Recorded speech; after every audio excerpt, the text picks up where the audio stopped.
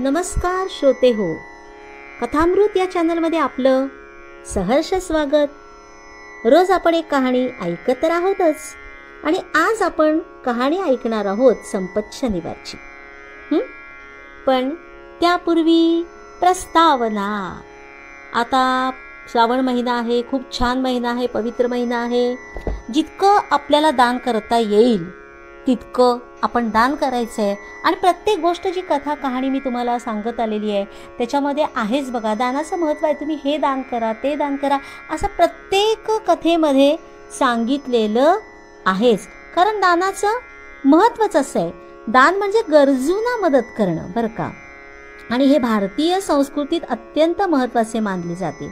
दानाचे अनेक फायदे आहेत, ज्यात आध्यात्मिक, सामाजिक आणि व्यक्तिगत फायदे मिळतात। दानाचं महत्त्वच असं आहे की अन्नदान बघा, अन्नदान आहे त्याच्यामध्ये, आणि रक्तदान आहे, पैशाचं दान आहे। तर अन्नदान हे सर्व दानामध्ये श्रेष्ठ आहे। कारण अन्नदान केल्यामुळे होतं काय, तर गरीब आणि गरजू लोकांची भूक भागते आणि अन्नदात्याला पुण्य प्राप्त होते।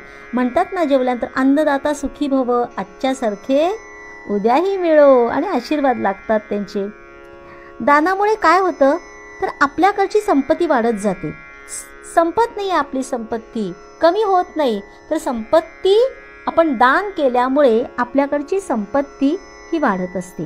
दानामुळे पुण्य वाढतं, दानामुळे पापांचा नाश होतो। आणि म्हणून दान अखंड करत जावे। आपण म्हणतो ना, देणाऱ्याने देत जावे, घेणाऱ्याने घेत जावे, घेता घेता एक दिवस देणाऱ्याचे हातही घ्यावेत। तर हात घ्यायचा इथं अर्थ असा आहे की तो देतोय कसा, त्याचा जो गुण आहे तसा गुण आपल्याला घ्यायचा आहे त्याचा। दानधर्म करण्याचा गुण जो आहे तो आपल्याला घ्यायचा आहे। हात काढून घ्यायचे नाहीत, हात ओरबाडून घ्यायचे नाहीत। ओके, तर थोडासा विनोदही। आणि आता आपण जातोय कहाणीकडं। तर आजची कहाणी आहे संपत शनिवारची।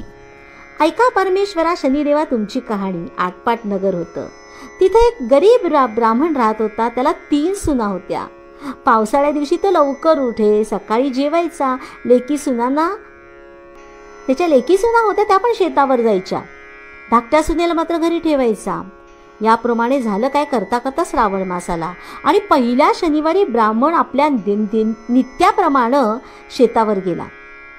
जाताना घरी सुनेला सांगितलं की मुली आज शनिवार आहे, माडीवर जा, घागरी मडक्यात काही दाणे पहा, थोडेसे काढ, दळून आण, त्याच्या भाकरी कर, केनी कुरडूची भाजी कर, तेरड्याचे बी वाटून ठेव।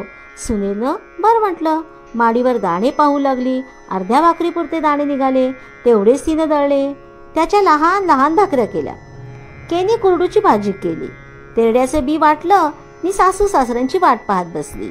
इतक्यात तिथं शनिदेव कुष्ठ्याच्या रूपानं आले आणि म्हणाले, बाई माझं सर्व अंग ठणकत आहे, माझ्या अंगाला तेल लाव, ऊन पाण्यानं आंघोळ घाल, काहीतरी खायला दे। तिला त्याची दया आली। बरं म्हणाली। घरात गेली, 4 तेलाचे थेंब घेतले, त्याच्या अंगाला लावले, वाटलेलं बी लावून ऊन पाण्यानं आंघोळ घातली, भाकरी खाऊ घातली त्याला, त्याचा आत्मा थंड केला। तसा कुष्ट्यानं तिला आशीर्वाद दिला। तो काय दिला की तुला काही कमी पडणार नाही, असं म्हणून आपलं उष्ट वळचणीला खोचलं आणि शनिदेव अदृश्य झाले। नंतर काही वेळानं घरी सासू सासरे, दीर जावा आल्या। त्यांनी सर्व तयारी उत्तम पाहिली, आनंदी झाल्या। अरे, आपल्या घरात तर काहीच नव्हतं, मग हे असं कशानं झालं म्हणून आश्चर्य करू लागल्या। दुसऱ्या दिवशी ब्राह्मणानं दुसऱ्या सुनेला घरी ठेवलं। सकाळी माणसं घेऊन शेतावर गेला। इकडे काय मौज झाली, शनिदेवानी मागच्यासारखं कुष्ट्याचं रूप घेतलं। ब्राह्मणाचे घरी आले, मागच्यासारखं मला न्हाऊ घाल, माखू घाल म्हणू लागले। ब्राह्मणाची सून घरी होती, ती त्याच्याशी बोलू लागली, बाबा आम्ही काय करावं, आमच्याजवळ काही नाही। देव म्हणाले, जे असेल त्यातलंच थोडंसं मला दे। ब्राह्मणाची सून म्हणाली, माझ्याजवळ काही नाही। देव म्हणाले, बरं तर मग तुझ्याजवळ जे असेल ते सुद्धा नाहीसं होईल, असा शाप त्याने तिला दिला आणि ते अंतर्धान पावले। ब्राह्मणाची सून माडीवर गेली, हांडी मडकी पाहू लागली. तिला काहीच सापडलं नाही. संध्याकाळ झाली. सासू सासरा घरी आला. सर्व तयारी पाहू लागले, तो त्यांना काहीच तयारी दिसेना. मग सुनेला राग भरले. सुनेनं झालेली सगळी हकीकत सांगितली. पुढे तिसरा शनिवार आला. ब्राह्मणानं तिसऱ्या सुनेला घरी ठेवलं. जेवणाची तयारी चांगली कर म्हणून सांगितलं. आपण उठून शेतावर गेला. इकडे मागच्यासारखे शनिदेव आले. ब्राह्मणाच्या सुनेला अंगाला तेल लाव म्हणू लागले. तिनं दुसऱ्या जावेसारखा जबाब दिला. देवानं तिला पूर्वीसारखा शाप दिला आणि आपण अंतर्धान पावले. पुढं काय झालं? काही वेळानं सासू सासरा घरी आले. जेवणाची तयारी पाहू लागले तर काहीच दिसेना. मग त्यांनी सुनेला विचारलं. तिनं मागच्या सारखीच हकीकत सांगितली, ऐकली. सगळ्यांना त्या दिवशी उपवास पडला. मनात सगळीजण खूप खिन्न झाली. आणि पुढं चौथा शनिवार आला. ब्राह्मणानं धाकल्या सुनेला घरी ठेवलं. पहिल्यासारखी आज्ञा केली आणि आपण निघून गेला. इकडे शनिदेवानं काय केलं? कुष्ठ्याचं रूप धरलं. ब्राह्मणाचे घरी आला. सुनेला म्हणू लागला, बाई बाई, माझं अंग ठणकत आहे, त्याला थोडं तेल लाव. तिनं बरं म्हटलं. अंगाला तेल लावलं. ऊन पाण्यानं आंघोळ घातली. भाजी भाकर खायला दिली. तेव्हा देवानं तिला आशीर्वाद दिला. तो काय दिला? असाच तुझा आत्मा देव थंड करील म्हणून म्हणाला. आपलं उष्ट वळसणीला खोचलं आणि आपण अंतर्धान पावला. पुढं ब्राह्मणाची सून माडीवर आली. हंडी मडकी पाहू लागली. डाळ दाणा दृष्टीस पडला. तो काढला. तिनं चांगला स्वयंपाक केला आणि सासू सासऱ्यांची वाट पाहत बसली. इतक्यात सासू सासरा तिथं आले. सुनेला विचारू लागले, मुली मुली, आज तू काय केलं आहेस? सुनेनं सांगितलं, सगळी तयारी आहे.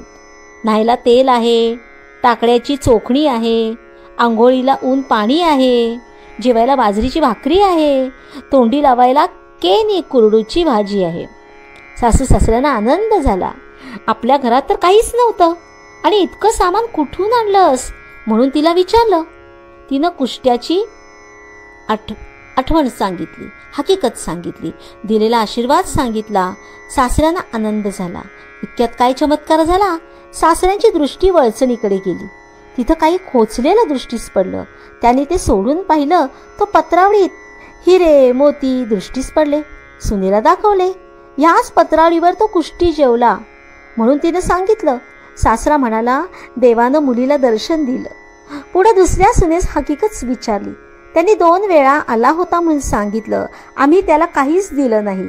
त्याला त्याचा राग आला म्हणून त्यानं तुमच्याजवळ काहीच नसेल म्हणून सांगितलं. आणि त्याच दिवशी हांड्या मडक्यातले दाणे नाहीसे झाले. म्हणून 2 शनिवार आपल्याला उपवास पडला. पुढे सासू सासऱ्यांनी शनिदेवाची प्रार्थना केली. मुलीला आशीर्वाद दिला व नेहमी शनिदेवाची पूजा करू लागली. जसा शनिदेव त्यांना प्रसन्न झाला तसा तुम्हा आम्हा हो ही 60 उत्तराची कहाणी 5 उत्तरी सुफळ संपूर्ण. तर मंडळीनो, ही होती संपत शनिवारची कहाणी. प्रत्येक कहाणीपासून आपल्याला काहीतरी शिकायचं आहे. तर ह्या कहाणीतून आपण काय शिकला जरूर कळवा. आणि मी आता आपली आज्ञा घेते. पुढची कथा घेऊन आपण लवकरच भेटूया. तोपर्यंत नमस्कार, बाय बाय.